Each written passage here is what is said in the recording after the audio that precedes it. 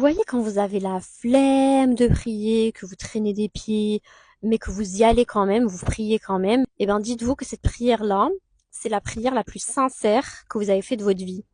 Et j'avais du mal à comprendre ça avant, mais récemment j'ai vu une vidéo d'un cheikh qui parlait de ça. Et il avait dit en fait que quand on a la flemme de prier, mais qu'on le fait quand même, ça veut dire qu'on le fait vraiment par adoration pour Allah. Parce que vraiment, on a, entre guillemets, rien à y gagner dans le sens physique de maintenant. C'est-à-dire que nous, on a la flemme et on pourrait se laisser aller dans notre flemme. Mais par contre, c'est très facile de prier quand on va mal, quand on a besoin de choses concrètement d'Allah. Par exemple, on attend, on veut absolument quelque chose, on fait une invocation. C'est très facile parce que dans ce cas-là, en fait, c'est comme si on vénérait nos propres émotions.